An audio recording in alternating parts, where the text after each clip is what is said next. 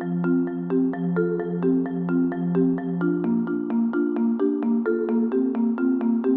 if you're trying to build a new habit, look, there's a lot of great science out there, which is fantastic because it counteracts all the rubbish that's out there. So you probably heard the saying, if you do something for 21 days, it becomes a habit. Yeah. Somebody just made that up and now it haunts the internet. It's never going to die. So the two key thinkers that influenced me around building new habits, one is Charles Duhigg, author of The Power of Habit. The second is BJ Fogg, creator of tinyhabits.com. That's his website. And at Box of Crayons, we've taken their findings and a few other people's, and we've created this very simple formula. It's called the New Habit Formula. It's in the book. And the New Habit Formula is this. When this happens, what you're doing there is you're identifying the trigger, the thing that sets off the old behavior. And that's the second part. So when this happens, instead of, so that's when you identify the old habit. And then the final third step is, I will, so this is defining the new habit, but the twist is, and this is from BJ Fogg, in 60 seconds or less.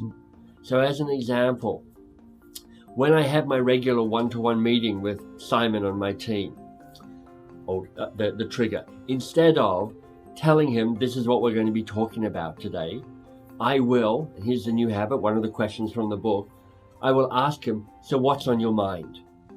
And in doing that, you're defining a specific moment, a specific new habit that you want to be building so that you can actually start changing your behavior. Okay, so there's a lot of good coaching questions out there. We actually have a series on my website called The One Best Question, where I've had people just tell me what their best question is and film themselves. And in the book, of course, I mentioned seven questions that I think are particularly powerful. But there's one that I think it's like the ring from the Lord of the Rings, and it's the ring that rules them all. This is the one question that rules them all, and it's very simple.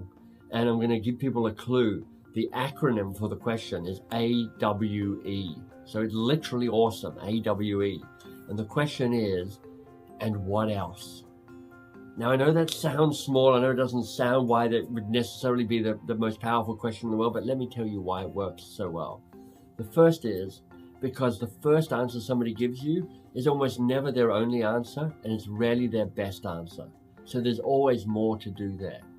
The second reason why, and this is in some ways more powerful, is it's a self-management tool. That it stops you leaping in and trying to fix it, solve it, often give solutions to it. If you're asking the question, they're doing the work. And one of the principles, provocative in our book, is to say, look, as a coach, you actually want to be lazy. You want to be doing less work for their sake and for your own sake. And the third reason, and this is just a kind of secret between you and me, Dave, and everybody watching this, is that when you're not entirely sure what's going on, you can ask, and what else? And it just buys you a bit more time to figure out what's what.